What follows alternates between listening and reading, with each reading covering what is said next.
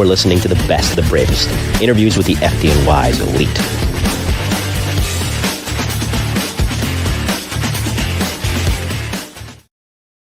You know, maybe it's the nerd in me, but don't get me wrong. I love all eras of the New York City Fire Department because each one kind of had its own signature, own flavor, and defining events of it. But I love talking to the guys that got on the job, PD or FD in the 90s. Because I feel like that's a very unsung era. I mean, police get a lot of focus because that was the cleanup of the city and that was great and all. Don't get me wrong. But FD, the guys that got on in the 90s, even if the fire duty wasn't what it was in the 60s and the 70s, there was a lot of really cool developments for the FDNY during that era, which coincided with the city cleaning itself up. And I feel like, again, pre 9/11 being as it was, that was a very fun time, as tonight's guest can attest to be a New York City fireman. And he'll tell me about that when I introduce him momentarily. Welcome, ladies and gentlemen, to this episode 383. It's the best, the bravest interviews with the FDNY's elite here in the Mike the New Haven podcast. It's volume 77 of this mini series I started about 3 or 4 years ago, and it's taken on a life of its own. And it's funny. So there's another guest, or a friend of the show. He hasn't been a guest yet, that I have to thank for tonight's interview. And as I was chatting about off air, small world. So we have the mini series, of course, on retired members of the emergency service unit of the NYPD. It's the E-men inside the NYPD's emergency service unit. Bobby Yeager, who worked Truck 2 for many, many years, did almost 30 years in the NYPD. I see him over at Truck 3 in the Bronx for the 9/11 remembrance ceremonies. And he says, when are you going to have my cousin on your podcast? And I'm like, who's your cousin? I'm thinking he's going to mention another cop. It's like Steve Elliott, FDNY. And of course, Captain Elliott has been a guest on several other podcasts prior to this one, including the Getting Salty experience, which I recently saw him on. So small world. Thanks to you, Bobby. I hope you're watching tonight, and I hope you're well, my friend. It's good to have that little connection, and we'll talk about that, of course, when I introduce the guest momentarily. A couple ads to run, and then we'll get going. First things first, a word from, again, the NYPD side, the best PI in the business, baby, the Bronx's own Billy Ryan. The Mike the New Haven podcast is proudly sponsored and supported by the Ryan Investigative Group. If you need an elite PI, look no further than the elite Ryan Investigative Group, which is run by retired NYPD detective Bill Ryan, a 20-year veteran of the department who served the majority of his career in the Detective Bureau, most notably in the Arson and Explosion Squad. So if you need a PI to handle anything from fraud, legal services, and anything else that you might require, contact Bill at 347-417-1610. Again, 347-417-1610. Reach him at his website or the email that you see here. Again, if you need a PI, look no further than Bill Ryan and the Ryan Investigative Group, a proud supporter and sponsor of the Mike the New Haven podcast. Let's also get a word from our friends over at Armor Tuff. Firehouse floors take a beating. Rigs rolling in, gear drop down, chemicals and spills every single day. That's why departments nationwide are choosing Armor Tuff. Armor Tuff epoxy floors are built for fire stations. Slip resistant, chemical resistant, easy to clean, and tough enough to handle anything the job throws at them. It's more than just a floor. It's a safer, sharper, and more professional foundation for your house. And here's the bonus. Armor Tuff is an authorized dealer for Groves. So if gear racks, PPE extractors, or dryers are what you're after, you'll find them here. Heavy discounts apply for Getting Salty listeners. So install an Armor Tuff floor and get Groves products at dealer cost. Armor Tuff, built for firefighters, built to last. You'll hear from our friends over at Granite State later on before the rapid fire segment. Now, if there's ever a guest who earned his retirement and deserves to chill out and be lazy if he wants to, it's my next guest. So let's get this straight before I introduce him. He's a United States Marine and a decorated FDNY officer. His career, spanned more than 3 decades of service. He got on in 1991, finished up recently, just last year in 2024. He went from Desert Storm to battling fires in New York City's busiest neighborhoods and earning some really cool honors along the way. And I've talked enough about him. Time to introduce him for this volume 77 of the best, the bravest interviews with the FDNY's elite. The first of 2 captains I'll be interviewing this week, retired from the job, and that is Captain Steve Elliott. Cap, welcome. How are you? Good evening, Mike. Thank you for having me on. Thank you for making the time. Like I said, thanks to Bobby Yeager once again for putting us in touch. So we talked about it off air. We'll talk about it on air. Now, tell me about where you grew up, because it's an interesting story. So I grew up in Paterson, New York, with 2 T's. It's a kind of bedroom community that before World War II, I don't think anybody lived up there year round. I live in Brewster now. It's right next door to Brewster. It's an area in Putnam County, which didn't really see year-round residents until probably the 70s and the construction of 684. So I grew up, small town USA. I grew up. I went to Brewster High School, and there was about 230 kids in my graduating class. And it was a lot of cops and a lot of firemen live up in that area because they were fleeing the city, the Bronx, and they were looking for a place to raise their children in the country. So, that influence, of course, I would imagine paved the way for what would come later in joining the fire department. And I'll get to the test taking process for that. But before that, of course, is the Marine Corps in 1988. So, why the Marine Corps? And tell me about how your family felt about your decision to enlist, too. Well, I don't think my family was too happy about enlisting in the Marine Corps, and I volunteered for the infantry. Originally, I went to Brewster High School, as I mentioned, and Brewster High School has a Navy ROTC program. So the kids wear a uniform 1 day a week, and they learn the customs and courtesies of the U.S. military. And I did that for 4 years, and every year they had a field trip. So for 1 year, we went to a Marine Corps boot camp in South Carolina, Parris Island. 1 year, we went to Navy boot camp in Orlando, Florida. And then we did a year at Navy OCS and Marine Corps OCS. So due to the fact that my father was a veteran, he fought in Vietnam, and a lot of friends, fathers were of that age, and all the influences I had in the ROTC program, I tried to get into Annapolis. And I wanted to go to the Naval Academy, and I was unsuccessful. So I decided maybe I'll go the enlisted route. And I went into the Marine Reserves right out of high school. So getting there, and of course, we're talking about retired FDNY Captain Steve Elliott here in the Mike Maven podcast, volume 77, the best, the bravest interviews with the FDNY's elite.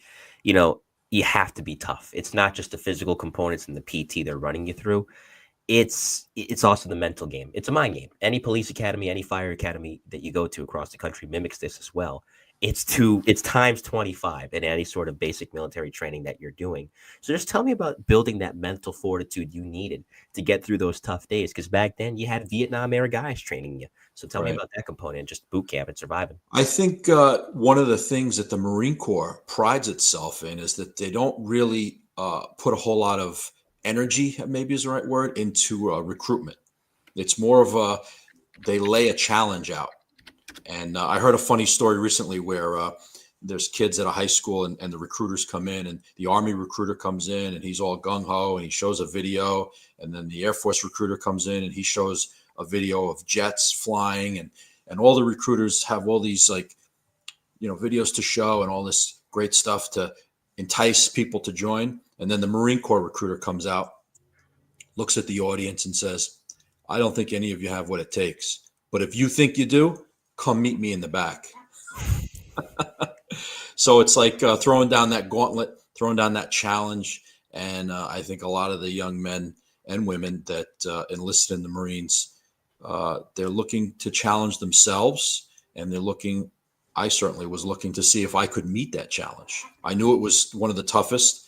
I thought it was the toughest branch, and that's why I think I picked it, because I want to see if I was tough enough to achieve that goal. How long was your boot camp? 12 weeks, 16? It's 13 and a half weeks. 13 and a half weeks. And you immediately regret your decision when you get there.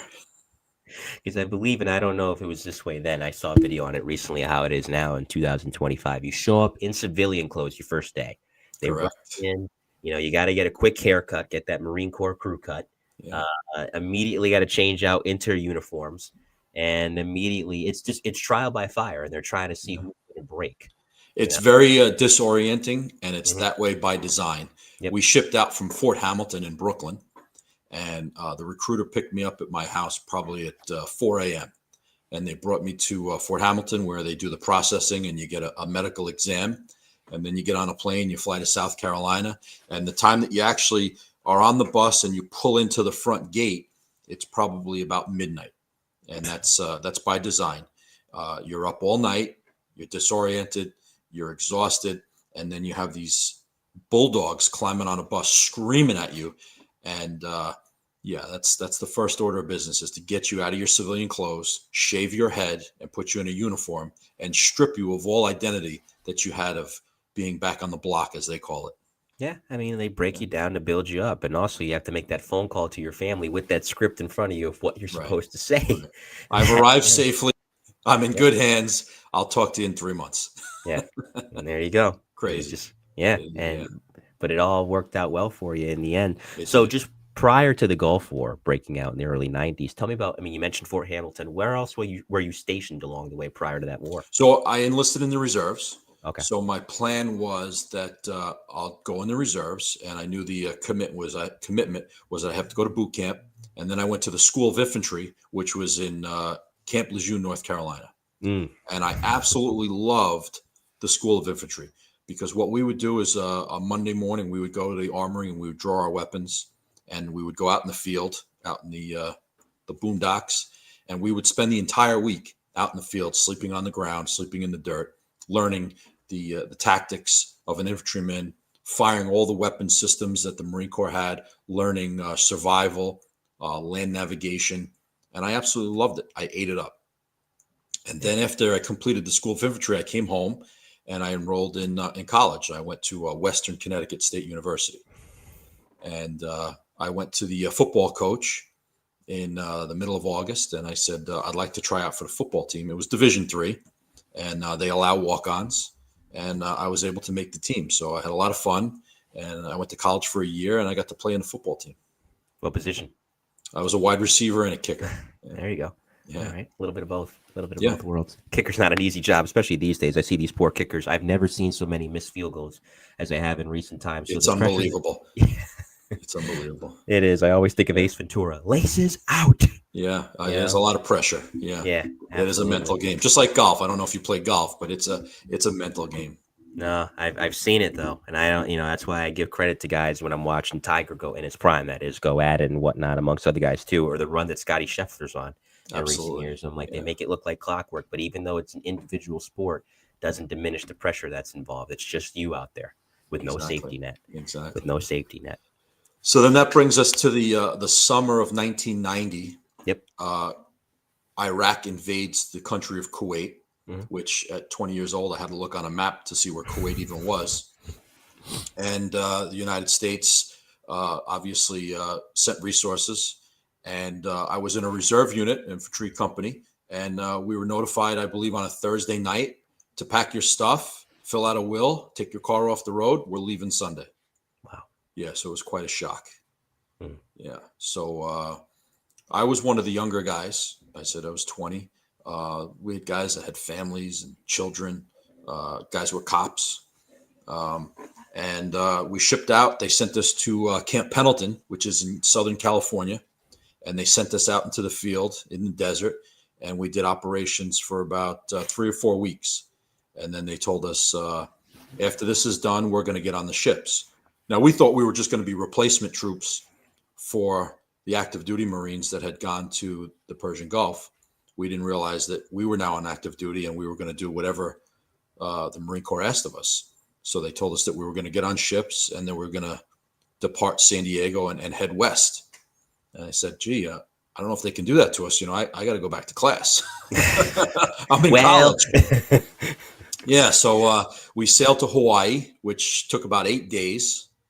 And then we went to the Philippines and we did some maneuvers in the mountains in the Philippines because there was some kind of insurgent rebels that were rebelling against the government there. And then we continued on to Somalia. And if you remember the events that happened in 1993 with Black Hawk Down. Yeah, Mogadishu. Yes, we went to Somalia and we evacuated the U.S. Embassy. Wow. Yeah. Wow. So the trip from California to the Persian Gulf took about 45 days. It's quite a long trip by ship. I would imagine. And I think there were about 13 ships in my task force. And it was probably somewhere in the neighborhood of 10,000 Marines on those ships. I mean, you're thrown into it at this time, and I can't imagine what must have been going through your mind, where, again, it's not like you didn't think this could happen, Correct. but after the threats of the Cold War throughout the 1980s and, the will they or won't they dynamic that went on during the Reagan years, a lot of people thought that was a thing of the past. This was a relative peacetime, and it gets lost in the conflagrations that would come later. For the rest of the 90s, stands for Kosovo. It was pretty much peacetime. But Right. This was one of those two major conflagrations where you're reminded, oh, this is kind of why I'm here. Yeah. And you're not, I don't want to say you're thrown to the wolves because it's not like you haven't been trained. You have. But even with all the heart that you have to possess or something like that, there's still fear because you got family back home and you're thinking Right. about them, I imagine, the whole way. Right. And it's interesting you bring up the Cold War.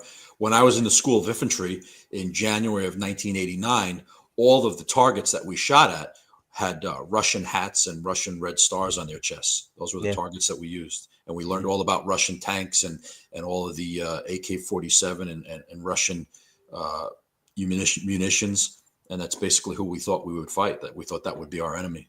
Yeah, and it shifted to the Middle East, and you mentioned It did. 1993 in Yeah. Mogadishu. I mean, that was kind of, and I don't say this glowingly, obviously, but between his involvement in the Trade Center bombing and his involvement in shooting down those helicopters, 1993 was one of the earliest years that people found out about the danger of a man named Osama bin Laden. That is correct, because he was exiled from Saudi Arabia, and then he was in a neighboring country to Mogadishu, Somalia. Originally an ally at one point, because during that Gulf War, he was the one that was helping or in earlier conflagrations fight against some of the Iraqi forces, and at least some of the Russian forces too. Yeah, that's why it's so important to study history. Mm-hmm. Yeah, and the script unfortunately flipped. Again, it was not a particularly long, compared to other wars, a long conflagration. It doesn't diminish the bloodshed. And at that time, you have to remember, as far as Middle Eastern enemies were concerned, before Bin Laden, there was another dangerous man by the name of Saddam Hussein. Right. So just after the that aftermath of being deployed, seeing combat, being in difficult, strenuous conditions in enemy territory where you never know what was going to happen. Anything else after that has to feel like a cakewalk. I imagine Fire Academy felt like nothing compared to this. How do you feel that whole experience in the Gulf changed you as a person, not just for the career that you would enter, but just your day-to-day life as a man? Oh, there's so many intangibles that you take away from the military and the Marine Corps. Just your time management, the way you deal with stress, the way things bother you or don't bother you. I think that it changed you in so many ways. It changed me in so many ways, in so many positive ways. Absolutely. Yeah, the Fire Academy was only 8 weeks, so it was right. It was shorter then. Yeah, it was a piece of cake as far as timing goes, and it certainly wasn't as physically demanding as the Marine Corps was, and it wasn't as stressful as being in combat. Nobody's shooting at you, so how bad could it be? Exactly. And that's the attitude. You kind of adapt. And that's the mentality that I feel like I said, a lot of guys that I know that have gone through a fire academy or police academy with prior military experience, especially yours, that they were in combat. Yeah. They breeze through it. It's a little bit different if you've never experienced a paramilitary structure before, but if you've been in a military environment, they look back on it fondly, believe it or not, when they're going through the academy, like, this is just like basic training. And I'm just like, huh? Yeah. But then again, you mentioned intangibles. Yeah. Yeah. Absolutely. So many. Yeah. Yeah. Let's take it back for. Oh, sorry, I don't mean it. What were you gonna say? Well, I was just going to complete that deployment. So after Desert Storm, it wasn't a very long combat operation. We then left, and as we were sailing back east, a typhoon had come through the South Pacific and completely obliterated a country called Bangladesh. Again, another country I didn't know where it was. I had to look on a map. It's just east of India, and 150,000 people were killed. Oh, wow. So we were sent, our task force, our 13 ships were sent there for a humanitarian effort. And what was that experience like? The death and destruction was immeasurable. The poverty level was inconceivable. You couldn't believe how poor this country is and how poor these people were. People living in cardboard boxes and grass huts, really, really poor. And we built homes, we shuttled food and water, and we did as much as we could for those poor people. And like I said, there were 150,000 dead. Beyond comprehension, really. Yeah. Oh, and then we left Bangladesh and we went back to the Philippines. And once again, we thought we were going to go home. And Mount Pinatubo erupted in the Philippines. And I said, man, we're never going home. I'm never going back to school. And we got shirts made up, like concert T-shirts that said U.S. Marines Save the World Tour 1991 for all the countries that we had gone to. That's awesome. Yeah. That's awesome. Yeah. I'm sorry, what were you going to say? And then, well, I was just going to finish off with, and then we finally got home. That deployment ended, and I got home in July of 91. We will continue in a moment, but I have to get my eye drops here, folks. This is live podcasting at its finest because my left eye's bothering me. So I'll be right back with Captain Steve Elliott. It's off to my right side. Bear with me while I grab that so I don't have an eye flare up in the middle of this show. Be right back. Okay.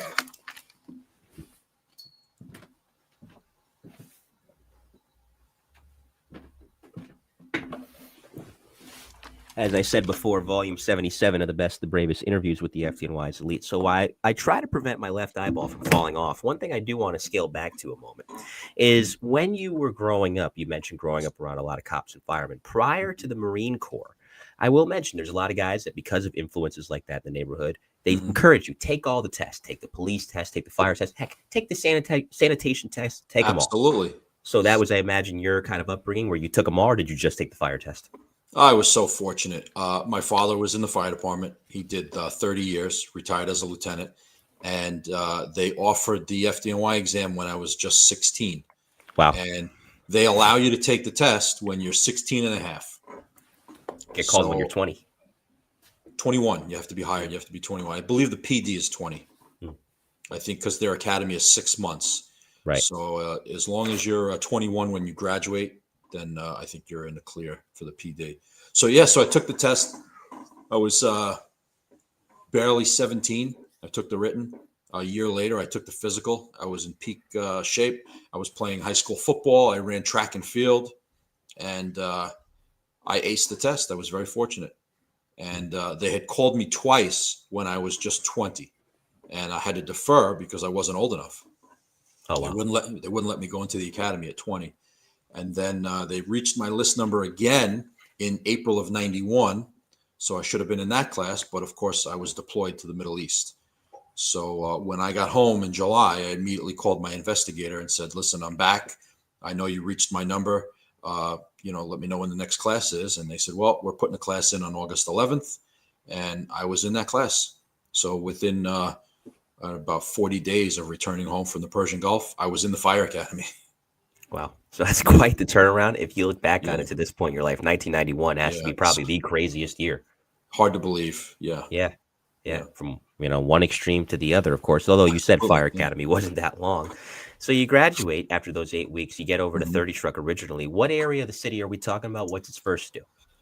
Well, it's right in the smack middle of Harlem on 133 in Lenox. And the funny thing is, I didn't really speak to my father a whole lot about companies or where he intended me to go, or if he was making phone calls on my behalf. I kind of thought I'm going to let the cards fall where they may. And when I was in the academy and they gave us our assignments, they said ladder 30. And I honestly didn't know where that was. Yeah. You learned pretty quick, though. I learned pretty quick. Yeah. Something about the makeup of the senior guys who were there at the time who really broke you in and showed you the way. Well, there was a handful of guys that were Vietnam veterans. I think most of the guys, I was certainly the youngest by a long shot. I was 21 years old. And I think like the next youngest guy in the company was probably 10 years older than me. And, and I know the officers, all 4 of my officers had kids that were my age. Wow. Yeah. So it was very much, like father figures and uncle figures, when I walked into the firehouse. It was like the military, like you're the new guy and the platoon consists of corporals and sergeants and lieutenants and captains, and you're the new guy, you're the private. So that's very much how it was in the firehouse. That was the same dynamic. Nothing you weren't used to. Correct. Nothing I wasn't used to. Yeah. Yeah. I'll get to your first box alarm in a moment, but just to scale it back, because we said we would talk about this to the time in the Marine Corps.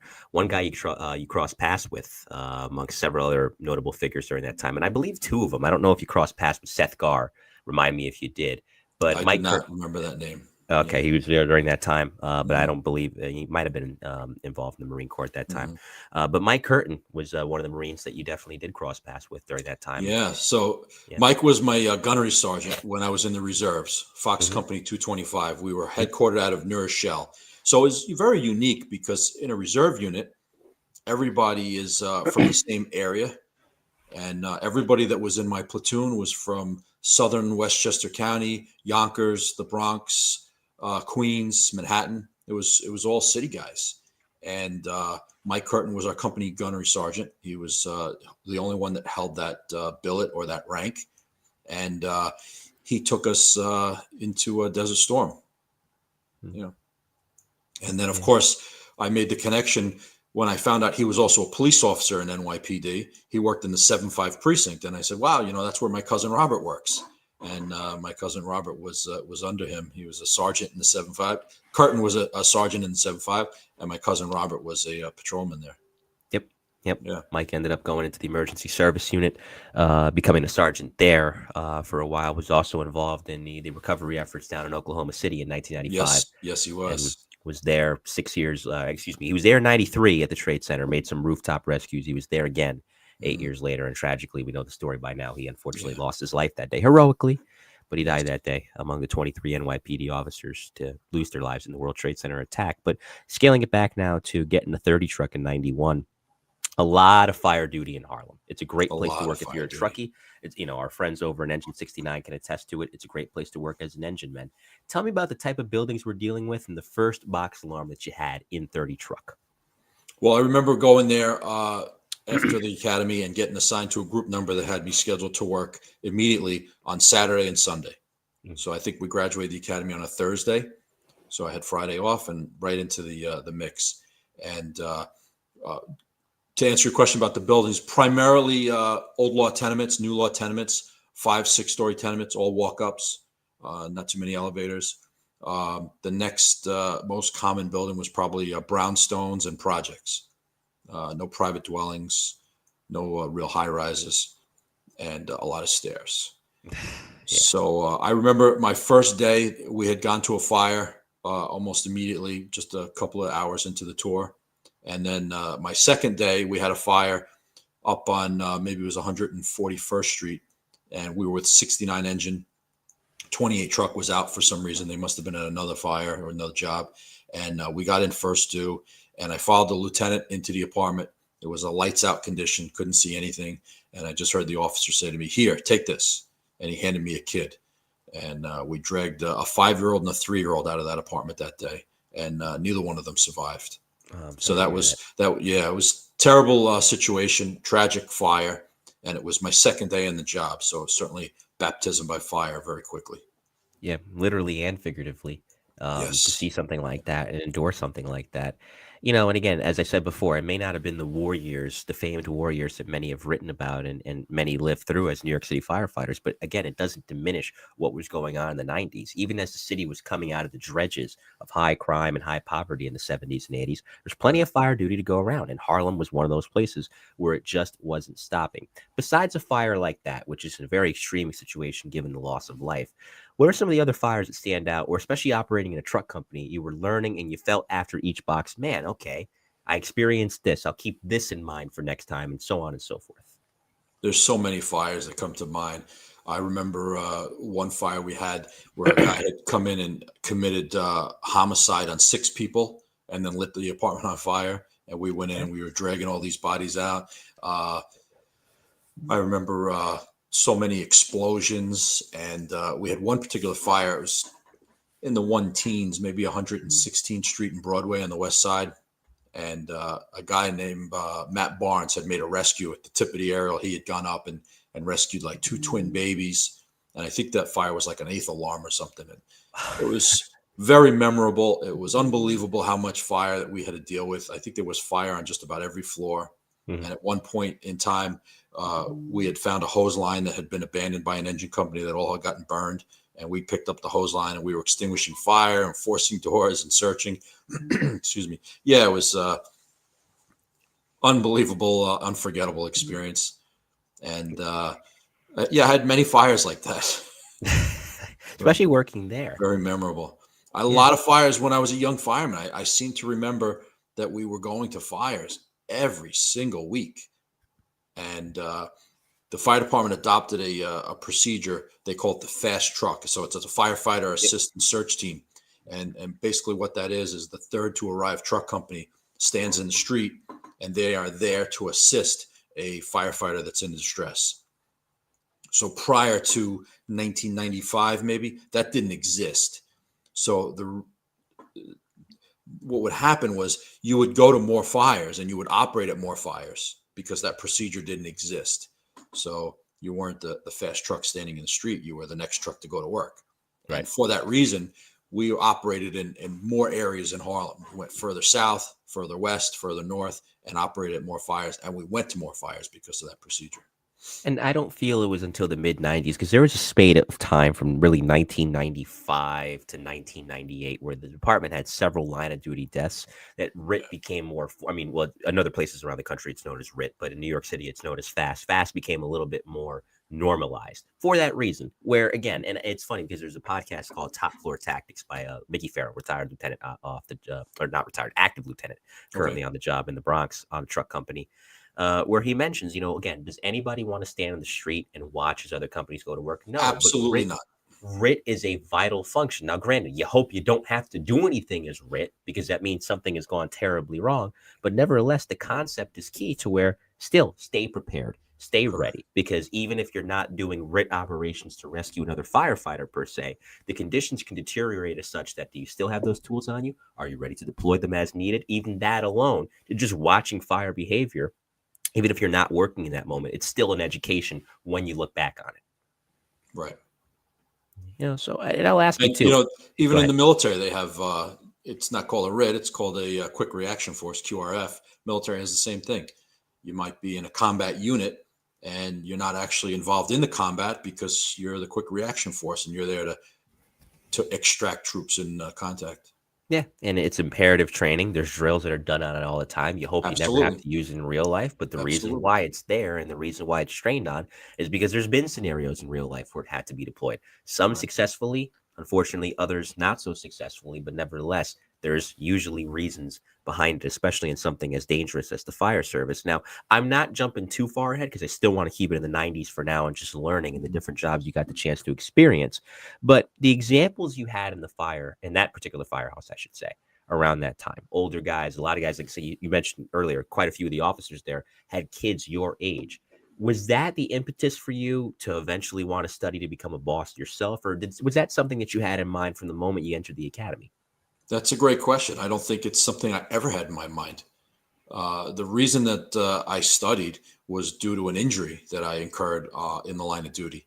Mm, I had gotten injured in January of 2001. I was making a rescue and I was at the third floor window. I was on a portable ladder and I was holding on to the child guard and I was trying to keep the woman inside the window because she was trying to self evacuate. I yep. was trying to assess whether or not I needed to take her out on the ladder or if I could just shelter her in place or maybe take her to a fire escape, which would be safer than a ladder. And the window guard broke in my hand, and that was the only thing I was holding. So I fell off the ladder. I fell about 3 stories. I broke 2 bones in my leg. I broke some ribs. I tore some soft tissue, and it required 2 surgeries. And I didn't go back to work for well over a year. Oh, okay. Yeah. Yeah. Sorry about to hear about that. I'm glad you got Yeah. back, obviously, Yeah, I was to very continue your fortunate. I career. was young. I was in good shape, Hmm. and I fought like heck to come back. And I was fortunate enough to recover from those wounds and come back to work. And while I was recovering, one of my best friends, Paul Conrad, who's now a deputy chief, said to me, what are you doing every day? I says, well, I go to physical therapy and I just kind of hang out. He goes, well, why don't you come to study group with us? We meet once a week and we just fire questions off at each other. And we have a couple of beers and we have some laughs and you'll learn something. I said, okay, that sounds like a great idea. So we studied together and we had a great study group. It was about 6 or 7 of us. And lo and behold, the lieutenant's test comes along and I passed the thing. And that was the October 2001 test, if I'm not mistaken. You know what? It was scheduled for October of 2001. And then because of the World Trade Center, it was postponed to the spring of '02. Okay. Yeah. And then it was unprecedented. They gave the test, and then like 6 months later, they put a list out and they promoted like 150 guys. And they sent 75 directly to the field, and 75 went to first line supervisors training. And then after a month, they switched. And then a month later, they promoted another 150 guys. Unprecedented. Yeah. 300 lieutenants in the span of 3 months. Never been done before, I don't think, in the history of the New York Fire Department. And I was fortunate enough to be in that second group of 150. So I got promoted February of '03 to lieutenant. And for very good reason, given the magnitude of the losses Right. suffered a year and a half Right. earlier. Yeah. Again, look at the battlefield promotions that happened just days later. People who were moved up to battalion chief, the deputy chief. The circumstances were somber, but the losses were such, and the experience lost too. Not just because of those who Tremendous. died at the trade center, but the But retirements that ensued. retirements. Yeah, Yeah, that's correct. Yeah. yeah, the Yeah. wave of retirements. Yeah. So there were wholesale promotions, at every rank. Mhm. So I was very fortunate because of that. And to answer your question, I didn't really have any aspirations to be a lieutenant. Uh, I had taken the 97 lieutenant's test with very little effort and preparation, and Mhm. I failed miserably, and I was okay with that. You were happy doing what you were doing. You were I having a was great time very, working very in 30 happy. truck. Yeah, I was very happy being a fireman, working in the heart of Harlem, in the center of Harlem. I shouldn't say the heart of Harlem. That's 40 truck, but yeah, I was having a great time. I was living the single life, and being a single fireman with the schedule we had, and going to fires, and yeah, I was having a great time. In the best city in the world, mind Absolutely, you, you know, absolutely. and this Yeah, is before social media. This is before cell yeah, phones. I mean, cell phones yeah, were starting to become a thing, but they couldn't do what cell phones of today could do. So it was kind of the last gasp of yeah, greatness before, the world kind of went a little crazy with yeah. social media in the mid 2000s. Truck work anywhere is interesting. Truck work in a major city, especially one like New York, is fascinating because the core of it is you're operating without the luxury in most cases of a hand line. The engine's going to handle those components. Now, you mentioned earlier there could be situations where the truck ends up with the line, but it's few and far in between. You trust your engine to get to the seat of that fire and Mhm, handle the component of extinguishment.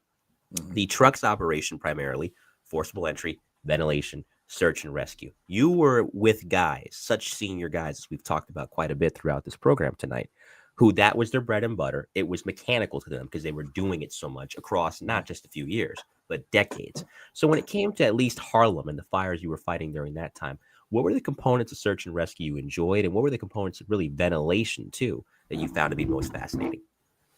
There were a lot of changes to ventilation in the course of my career. One of the most notable things was the advent of the thermopane windows. Gotcha. So early on in my career, you had these single pane windows that failed very quickly under fire conditions. And then as my career progressed, we noticed that more and more fires didn't present themselves when we arrived. There wasn't fire blowing out the windows that you see in photographs. And we had a more difficult time finding fires because those glass windows were holding the fire in, holding the heat, and they didn't fail. And then you had different construction features. The use of sheetrock came into effect because early on when they built these buildings in New York City, they used lath and plaster. Hmm. And the changes of going to 5/8 sheetrock and the thermopane windows and more buttoned up and less drafting apartments, it changed the dynamics that we dealt with. And then, of course, the furnishings. That was probably the biggest change that the fire service has seen since the 70s. Everything used to be made of cotton and wood fiber. And now everything is synthetic.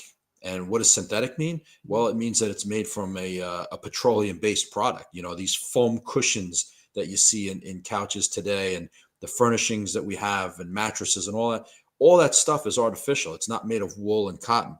So as a result, it gives off a much thicker, blacker smoke, and it burns at a much higher temperature and much quicker. Yeah.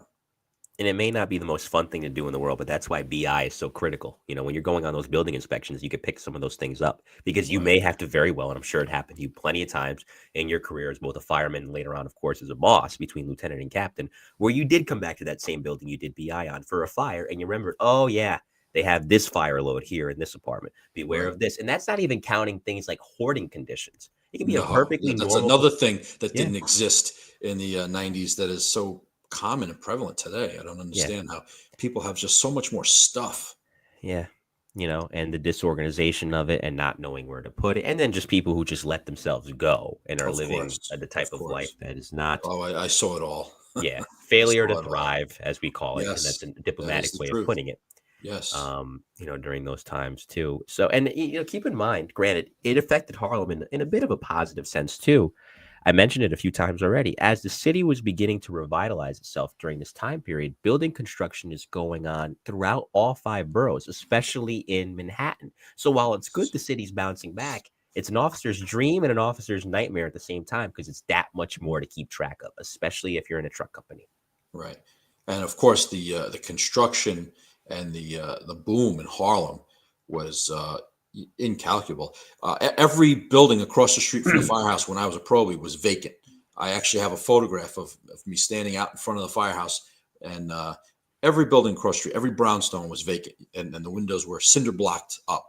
Today, they're all occupied, every Right. single one of them, and the Gentrification rents too. are probably $3,000 a month for a 2 bedroom. Yeah. Well, you got Bill Clinton to thank for that because he bought a brownstone late 80s, early 90s, and that kind of kickstarted the turnaround Yeah. when you have an eventual I president think of they the United also had a States. program. I think the federal government had a program where they would loan you the money for the renovation as long as you lived in the building.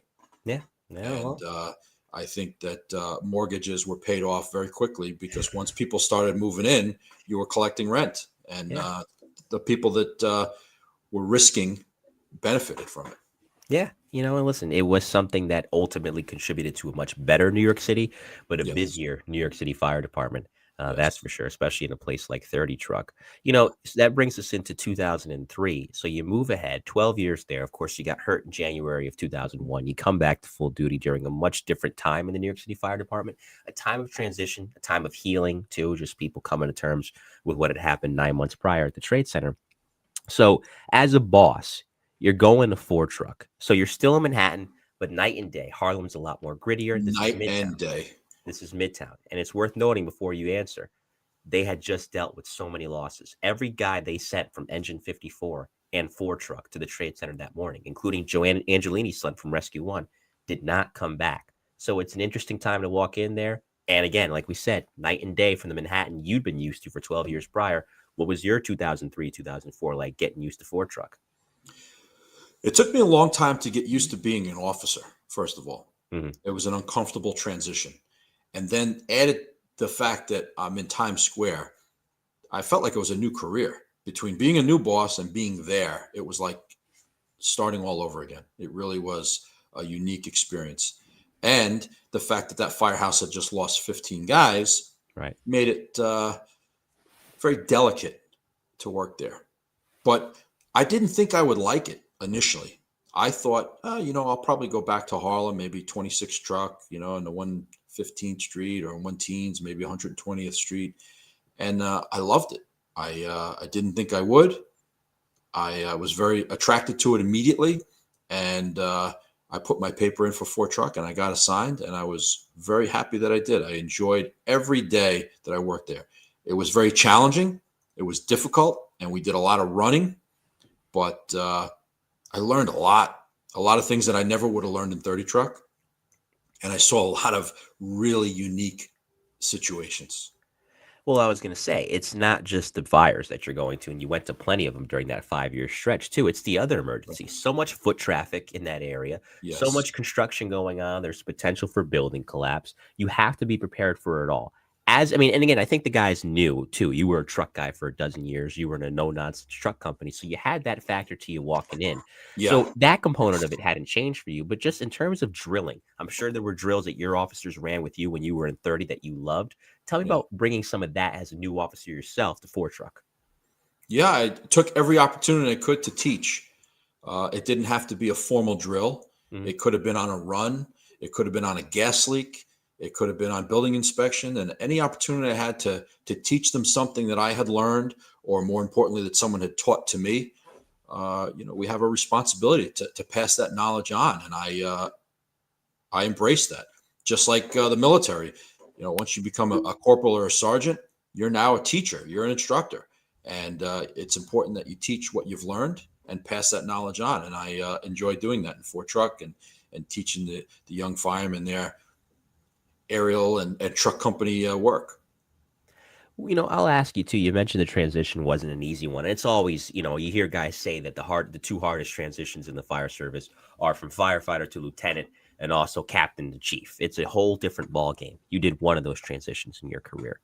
That being said, as far as the first emergency, it doesn't necessarily have to be a box, but the first major emergency could have been an MBA, anything, man under the train. You get a lot of those too, where you were. What was the first emergency as an officer where afterwards you found yourself saying, okay, I think I'm starting to get the hang of this? I don't remember an incident specifically where I felt like I was getting the hang of it, but I know that I was uncomfortable being a lieutenant. I was uncomfortable being in Times Square, and it probably took me a year to feel comfortable and to say, "Listen, I know this. I have the experience behind me, and I was raised right, so to speak, in 30 truck." So I gained the confidence that was necessary after probably about a year. You mentioned the standpoint of mentorship too. I mean, you had a lot of great lessons passed down to you from the Marine Corps. You carried those lessons into the FDNY. Those guys in 30 truck passed them down to you. Now you're in a position where you, even if you weren't a lieutenant, let's just say by this point, you'd have 13, 14 years on the job. So you're a senior guy, even without the rank. Let's say you never took that test and moved up. You're still a respected senior guy at this time.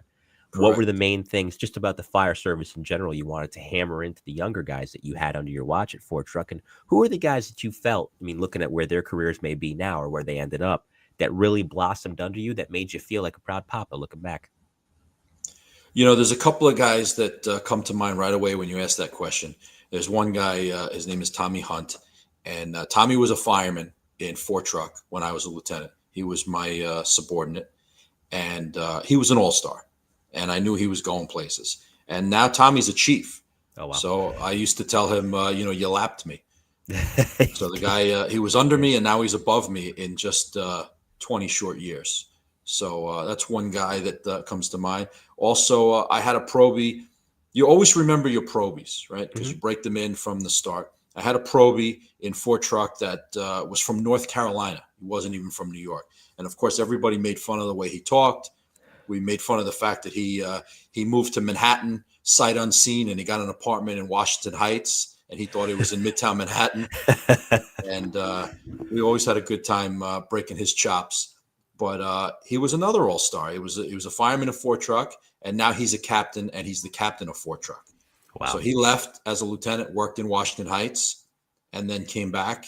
And Fort Truck, I'm very proud of the time that I did there, and I think that I don't mind saying a lot of the captains that worked in Fort Truck were invited to work there. It's kind of one of those places. It's a great place to be, and it's kind of one of those places where the chiefs invite you to come there. Right. Not so much I want to work there. It's a prestige factor. I think it's a prestige factor. I think it's also, do you have what it takes to work here? Because it's not for everybody. And think about where you are in Manhattan. It's the theater district, one of the more preeminent neighborhoods in the city, not just the borough of Manhattan, in the city as a whole. It is one of the more preeminent places that you can work. You are front and center under the spotlight in Fort Truck. Hence the nickname, never miss the performance. Yeah, absolutely. Yeah. Absolutely. I'm laughing at the guy that came from Carolina. I imagine he was in an apartment, looks around the neighborhood, sees a bunch of Dominicans and says, I don't think this is Midtown. That was Manhattan. Yeah. Yeah. Listen. Yeah. You'd be surprised, people that aren't from New York, they don't know neighborhoods of New York. I've had people, I live in Brewster. Yeah. And I've had people say to me, oh, you work in Manhattan? I said, yeah. I've been in Manhattan my whole career. Said, oh, I thought you worked in Harlem. Well, Harlem's in Manhattan. Exactly. They don't know the neighborhoods. Yeah, you have to really pay attention to it. Oh, I work in Stuytown, for example. Well, where's that? Right. Right. Yeah.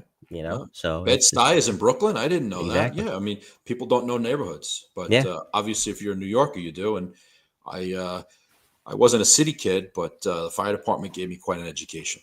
Well, absolutely. You learn very quick, as I'm sure that guy who's now a captain of Fort Truck has learned, as I'm sure that guy who's a chief now has learned, and I always admire guys like that because it's not easy to get onto the New York City Fire Department or New York City Police Department. Coming from a whole different state to do that and succeeding, hats off, man. Absolutely. Absolutely. Yeah. And as someone who's Dominican and Puerto Rican myself, he's an honorary Dominican. We'll bestow that title upon him. Very good. I'm going to let him know that. He's an honorary Dominican. If he doesn't watch this podcast, I'll let him know he's an honorary Dominican.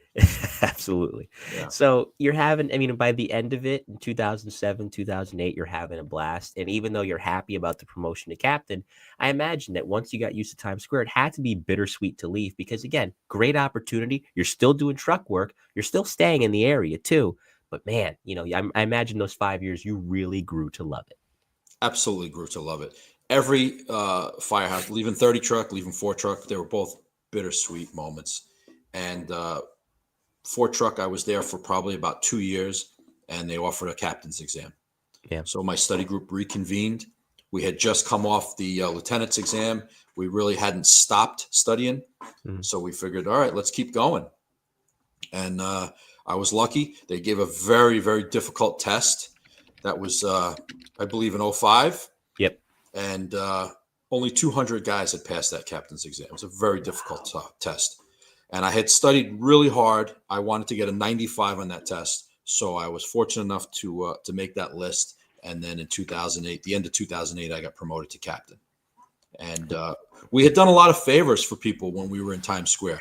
We often got phone calls from the union or from chiefs that would say, hey, listen, can you secure us a hotel room? Can you get theater tickets for me and my family? Can you do this or that, while you're out on BI? And we were happy to do it for guys on the job. We always try to do favors for guys if we were in a position to do so. So when I got promoted to captain, I made a phone call to a deputy chief that happened to be a fireman with my father. And I said, listen, I'm getting promoted to captain. Is there any possibility I could go up to the Bronx or Harlem again? And he said, yeah, that shouldn't be a problem. You're getting assigned to a division. And I got assigned to the 6th division. So when I got on the job, 30 truck was in the 5th division. So the rule was always you had to leave your division when you got promoted. So I left my division when I got promoted to lieutenant. And then when I got promoted to captain, I went to the 6th division. So technically I left my division again. Right. And I was very fortunate once again that a battalion commander, a chief, Frank Donnelly, had called me up and said, listen, the guy who's in 23 truck, the captain of 23 truck, scored number 1 on the chief's list. When he gets promoted, I want to put you in there. What do you think? And I was like, what do I think? Are you kidding me? Say yes. My left arm or my right arm? Exactly. Yeah. So he gets promoted to chief, and I slide into 23 truck, and I wind up going back to the same battalion. I was a fireman, back to the 16th battalion, and I couldn't be happier. And I was going to say, it was a very, and I don't mean to say the word lucky because it doesn't seem like, it makes it sound like someone didn't earn it, or charmed either, because I don't think that's applicable either. But it was a very blessed career. I think that's the right word to use. Absolutely. Because you got to stay in truck work, which was your passion. And I'm sure if you had to work an engine for a little bit, I'm sure you wouldn't have minded that. But truck work was in your blood. You got to stay in the same borough, even if you shifted around a little bit. Of course, going to Harlem to Midtown for those 5 years, you stayed in the same borough and was able to enjoy the crux of that over the course of a 3-decade career. That's something not a lot of people can say. So it was a very, very blessed and cool road for you that you paid for yourself and you earned every step of the way. Yeah, it was unique. I've heard of guys staying in the same borough for 3 promotions or 3 ranks, but it's very unique. Not common at all. Yeah, I think you're the first guy I've had on this program that has achieved that. So that's pretty noteworthy in its own right. And again, it's in your blood. And lieutenant to captain, that's a lot of guys say that's an easier transition because it's kind of more of a been there, done that kind of a thing. The responsibility increases a little bit because now you have lieutenants under you as well. But for the most part, the concept remains the same. Just tell me about the emergencies, especially as, again, construction's changing in the city.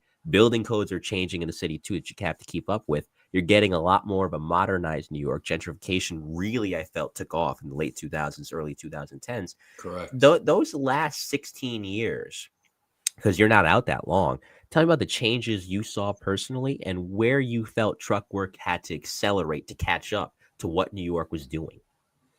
I didn't really feel necessarily that it had to accelerate to catch up.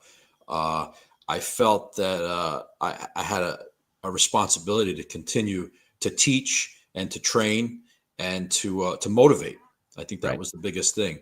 A lot of the building construction was similar to what I had experienced as a fireman, so that was pleasant. I didn't feel like I was learning anything new, even though you always learn. I've always said that, like, doesn't matter how much time you have in a job. I've always seen things that I had never seen before. I always learned when I was in a job, but I guess I learned less because the buildings were the same. The construction was the same. I was running in with the same companies. And once again, I was so blessed, as you said, because the guys that in 23 truck, they knew their job.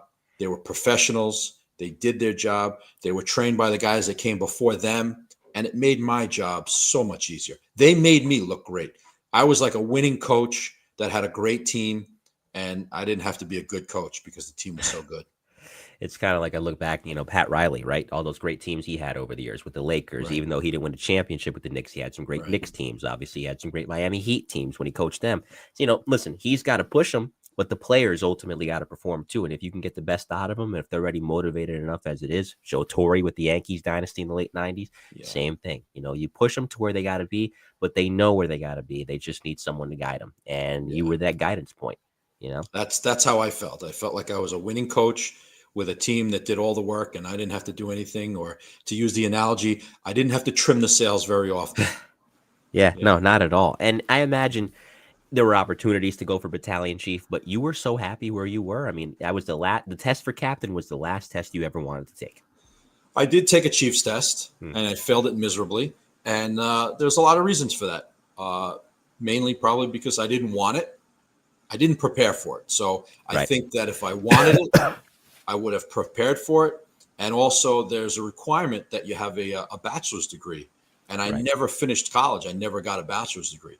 So I think due to the fact that I never got a bachelor's degree, due to the fact that I never studied for the Chiefs test and prepared for it and didn't pass it, those were all indications to me that I didn't really want it. I wanted to be a captain. I studied hard to be a captain. You wanted to be a And lieutenant. I wanted to be a lieutenant. I studied hard for those exams. I did not prepare for the Chiefs exam, and it showed with my score. And then when the next Chiefs exam came up, I didn't take it.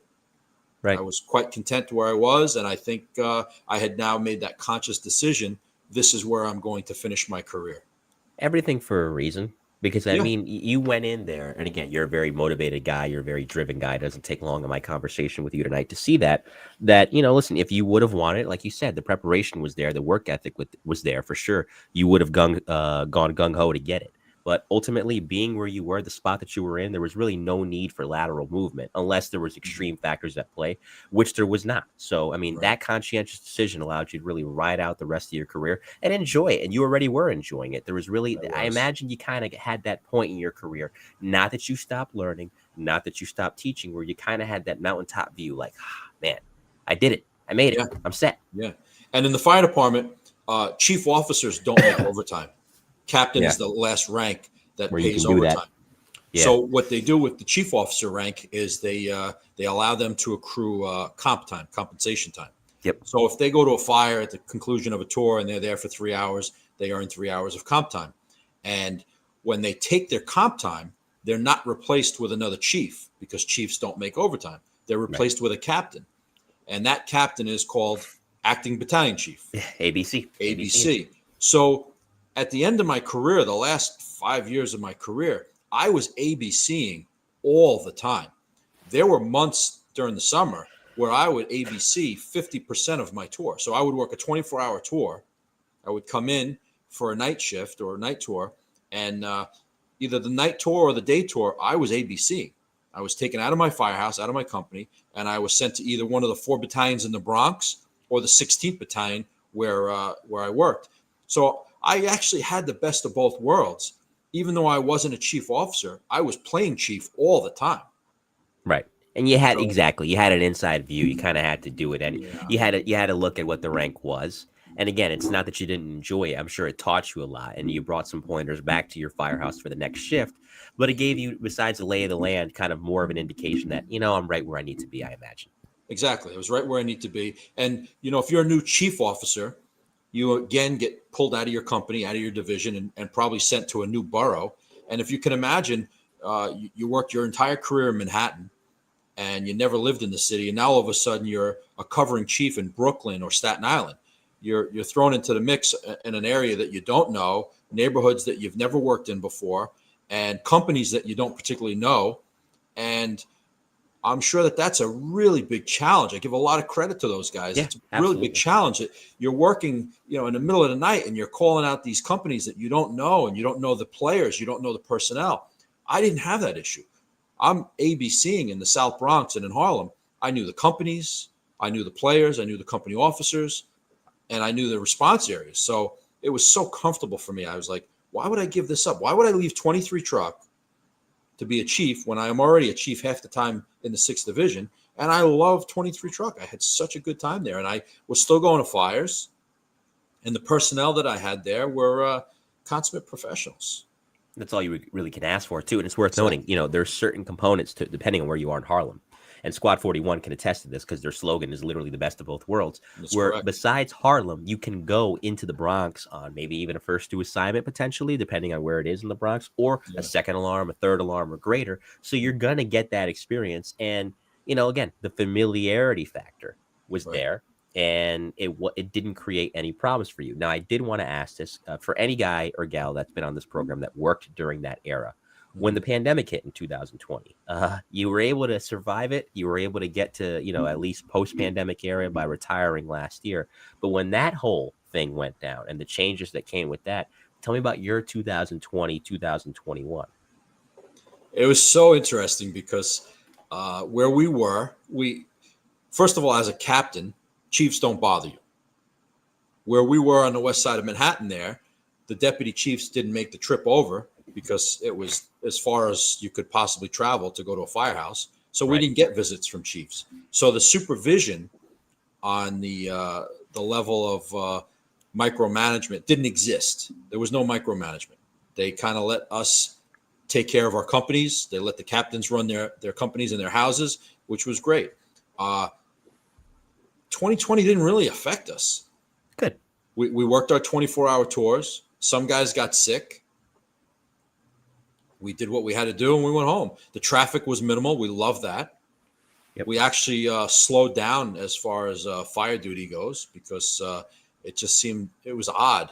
We would go to work and there was no traffic. There were no people out and about. There were no restaurants weren't full. Yeah, it was just a weird time. I remember getting relocated to Midtown one night and driving through Times Square, and there was no people in Times Square. And I took my phone out and I said, I got to video record this because this is something that you'll never see. You've never seen and you'll never see again. Hopefully not. Yeah, Hopefully not. Yeah, it Felt was like I Am Legend with Will Smith. It was a very, very bizarre time. Forgive me, folks. I am battling some really bad allergies tonight, so I'm not feeling 100%. It came at a horrible time. So if I sorry to sound hear that. awful, if I sound off on the podcast, now you guys know why. So that moves us ahead until 2024, the decision to step away. It's not easy, but again, I imagine a sense of contentment after 33 years. What was the moment where you said, you know what, for as fun as this has been, it's time to go?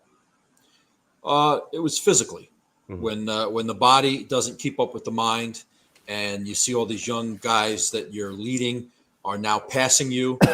It's time to be real and reflect and say, you know what, maybe it's time to step back. And I re-injured my knee in 2023, and I went to see some specialists, and they all concurred that it's probably time for you to tie up the boots.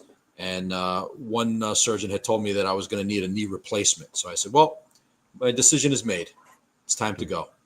There's no need to stay and injure myself further. And at that point in my career, I didn't feel like there was anything that I hadn't accomplished that I wanted to accomplish. So at least, even if it wasn't your call per se, because the doctors kind of made the decision for you, They did. you still had a say in it to say, all right, listen, I've done everything I've needed to do. There's nothing left on the docket that I look back on now and say, dang, I didn't get the chance to do that. Yeah, that's correct. I could have gone for a surgery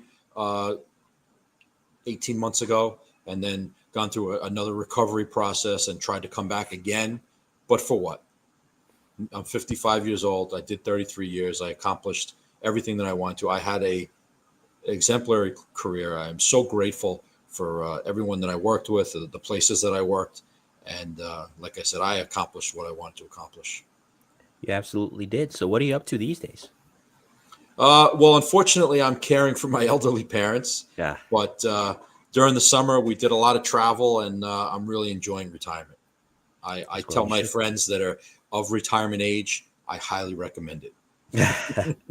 Well, listen, you had a hell of a run. You had a hell of a run. I had a hell of a run. That's for sure. Absolutely. And a lot to be proud of for sure.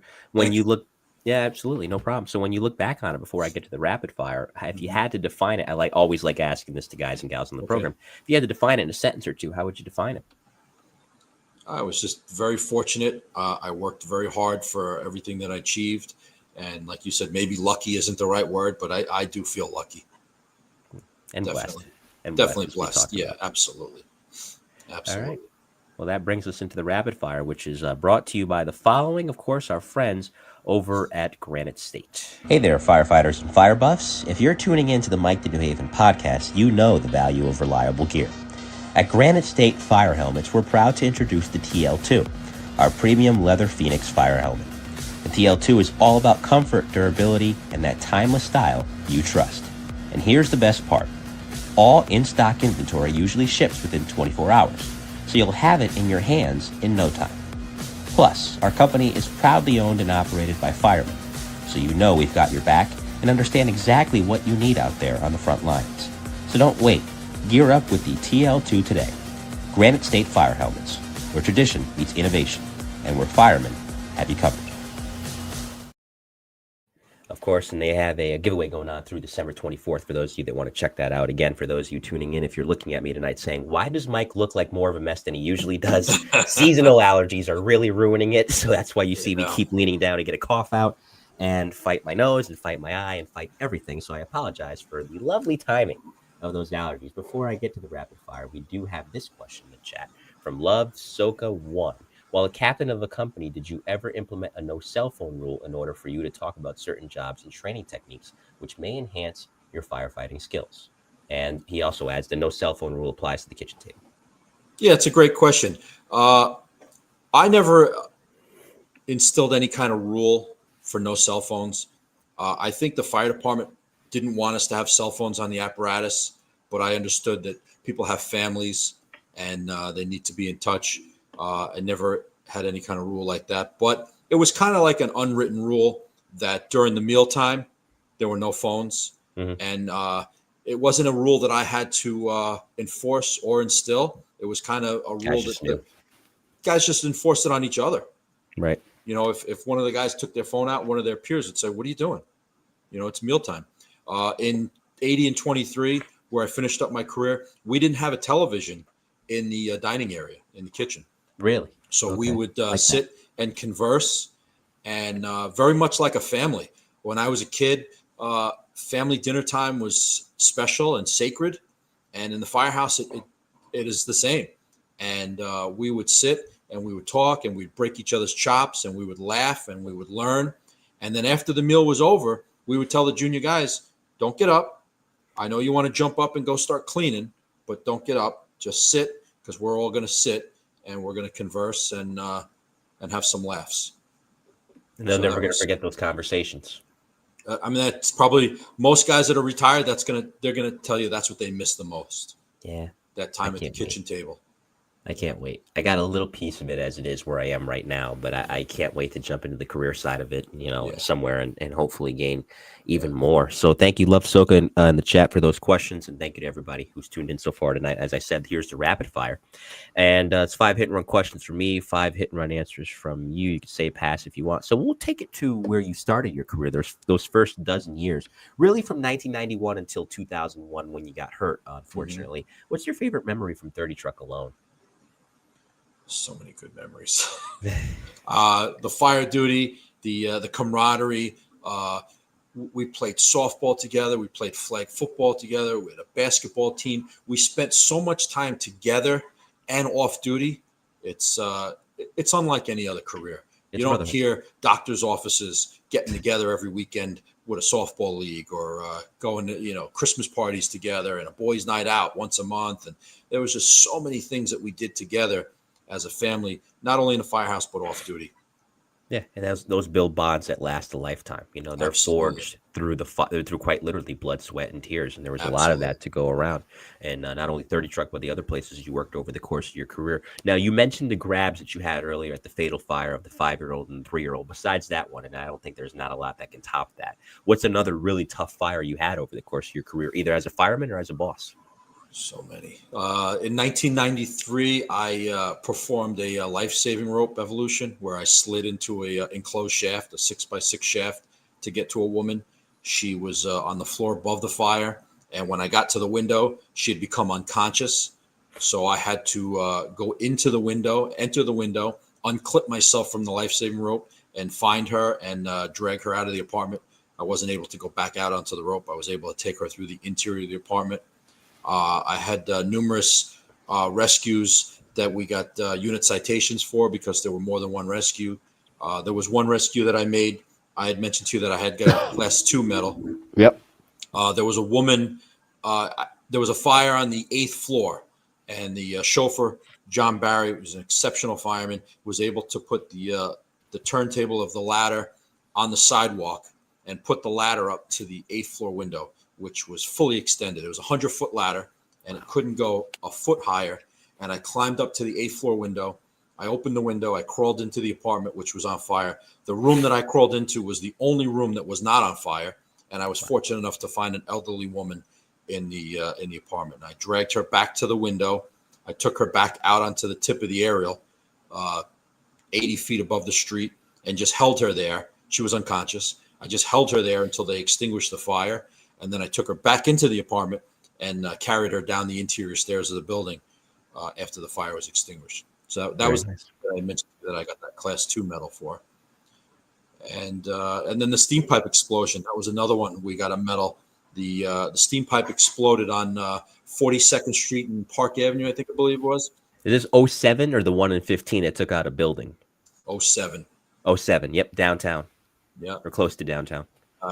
We turned the corner off of 7th Avenue onto 42nd Street, and we're heading east. And all you saw in the street were hundreds of pairs of high-heeled shoes. Yep. Women had literally kicked their shoes off, running for their lives, thinking that it was some kind of terrorist event. And, Can't blame them. We were able to evacuate about 20 people from a city bus that was in 2 feet of 200-degree water. Wow. Yeah. Bricks were raining down on our heads from the steam pipe. It was like a geyser. And it was so loud we couldn't talk. We couldn't communicate with each other. It was like standing on the runway at JFK. It was so loud. So there's some of the notable fires that I had where I was fortunate enough to make a rescue. Yeah, of course. I mean, listen, that one, people forget about that job because there was so much that went on during that era. But that steam pipe explosion, sensitive time. I mean, because this is only 6 years later. Right. And we had Corey Lidle's plane crash, too. Yeah, I was at that. I was at the Corey Lidle plane crash. We didn't even talk about these things tonight. Yeah. You never told me you were there. Yeah, I was working for that. I had a helicopter crash in the Hudson River, and we extracted 8 people out of the Hudson River, all alive. No fatalities. Amazing. Yeah, I saw everything. I mean, trains, planes, helicopters, you name it, buildings. Yeah. Yeah. I had a very interesting and fortunate career as far as that is concerned. You sure did. I'm going to have to bring you back just to talk about these jobs alone because we didn't even hit on them tonight. No, there's so many. So we're definitely going to have to do a part 2. Third question, the rapid fire. A lesson you took from the Marine Corps into the FDNY. Always lead by example. You never know who's watching you. You don't have to have the fire service, the police service, or the military to have someone that you look up to, right? Everybody has someone that they look up to, someone that they aspire to be like, or someone that set an example that you always remember. So it's important that you always set the example and lead by example because you don't know who's watching you. Someday you might be the guy that they talk about and say, you know, there was this guy that I used to work with and he used to do this or he used to do that or he was so calm under pressure. So I think the biggest thing I got from the Marines was always leadership by example. You set the example all the time, even when it's difficult, even when you don't want to. And that's a definition of discipline. Absolutely. And look at the guys that we talked about earlier when you talked about starting out at 30 truck. These guys have probably, since passed away, or if they're still around with us, they're up in years and they've since moved away. But look at the profound impact they had on you where you got there in 1991, 34 years later, you still remember them fondly. You still recall them like that. Exactly. And I'll give you a great story. There was a guy I worked with in 30 truck. He was a great mentor, very patient, excellent teacher, superb fireman. And he always set the example. And I followed his example, and he taught me, and I made it up through the ranks. And then, lo and behold, 10 years ago, his son gets on the job. And where does he send his son? 23 truck. 23 truck to you. So I'm sure he never thought 30 years ago he was setting the example for a kid who was going to become his son's captain. But he was. And look how you were able to pay it forward. He paid it forward for you. You paid it forward for his son and continued that good cycle. Absolutely. A lot of meals to eat in the firehouse. What was the best one at Ladder 23? When you mention my favorite meal, I think the thing that comes to mind is my favorite tradition. So the fire department is filled with Italian Americans and Irish Americans. Indeed. And a tradition that existed when I was in 30 truck, continued when I was in 4 truck, and existed again in 23 truck. It was unbelievable. Every Sunday night, it was Sunday sauce. And they would make some version of either meatballs and spaghetti or sausage and meatballs or chicken parm. And I always loved that meal. And I always loved the fact that the fire department had these simple little traditions, like on Sunday, we're going to have sauce. And it was probably a tradition brought from the Italian Americans from years ago that, their mothers made a Sunday sauce every weekend, and they brought that tradition to the firehouse. And that tradition is still alive today in many firehouses. We have something similar down here every Friday's pizza night. I don't know if Excellent. it's the same I for love you it. guys, but every Friday night's pizza night, every Saturday steak night. I love it. So yeah, it's the little things like that, but you hold to it because it's the generations before you that defined it. Same thing with you Right. guys and Sunday sauce. And traditions only die because you let them. Yeah. Yep. You hold dear to them. They'll follow you for the entire course of your career. You mentioned the guys. You mentioned the fire duty. I know you miss that a lot. What's another Absolutely. thing? Final question, the rapid fire. What's another thing you miss a lot? Well, I miss going to fires. The adrenaline rush. I guess it's a bit of a power trip. Yeah. I never went to a fire. We didn't become victors. So it's, you're always on the winning team. I always worked with great guys. So that was like I was always on the winning team. I felt like I always worked on the all-star team. Absolutely. And I certainly miss going to fires. Unfortunately, when we're going to fires, we're having a good day. Someone's having a bad day. But I'd be lying if I told you that firemen don't enjoy going to fires. I certainly miss that thrill, that excitement, that danger. Yeah. As long as everything turns out okay. I'll never forget what Bob course. Gallione said in the rescue documentary Still Riding, which I watch about 2 to 3 times a year, where he said, listen, you're fighting a force of nature. That's what fire is. That's right. It's a force of nature. 9 times out of 10, you win. Yeah. You win. And that's an amazing thing. And that's an amazing thing, to chronicle anywhere in the fire service, but especially with the FDNY. Cap, stick around. We'll talk off air. Thank you very much for your time. Again, to those of you in the audience, I appreciate you putting up with me tonight. I'm just having a flare-up of some ongoing health issues I deal with, including, of course, the seasonal allergies as I cough here for a second. Well, Mike, thank you for having me on. It was an honor to be here. And to our viewers and listeners, thank you for tuning in tonight. Thank you very much. It was, I enjoyed it very, very much. Before we, of course, conclude, and like I said, Stick, we'll talk off air. Just want to make mention of this. It's been a tough time for the FDNY. I was going to mention it originally. Yeah, we should raise a glass to firefighter Pat Brady. Pat Brady and paramedic Salih Abdurrahman, who died after a shift at Randall's Island. 2 weeks, 2 line of duty deaths. Never easy. And we rather be the FDNY EMS division, or of course the FDNY firefighting side of things. It's not an easy job. It's a job that demands a lot of you physically, demands a lot of you mentally, and anything can happen at any given time. And we saw that with the fire in Brooklyn a few days ago. We saw that in the case of paramedic Rahman. So we send our deepest condolences to both of those gentlemen's families and their service and their companies and their service and sacrifice will not be forgotten. So thank you very much again, Cap, for your time. We'll talk off air. Thanks to all of you who tuned in. Coming up next in the Mike the New Haven podcast, came on the job in 1979, retired in 2003, recently came out with his first book, also finished up as a captain in the New York City Fire Department. That's Nick Gaudiosi, who will be here this Wednesday, 7 p.m. I'm not going to be able to do the show Friday. I'm working the ambulance 8 to 8, so I'll be on a 12-hour shift at AMR, but you'll get us Wednesday evening at 7, Best of the Bravest, Volume 78 with Captain Nick Gaudiosi. In the meantime, for those of you listening on the audio side, for tonight's outro song, they're making their debut here on the Mike the New Haven podcast. It comes from their 1996 album Enema, Tool playing us out with Stinkfest. In the meantime, on behalf, I should say, of Captain Steve Elliott, who did 33 years in the New York City Fire Department, I'm Mike Colón. This has been Volume 77 of the Best, the Bravest interviews with the FDNY's elite. Thank you. And we will see you next time. Take care, everyone. I'll see you Wednesday.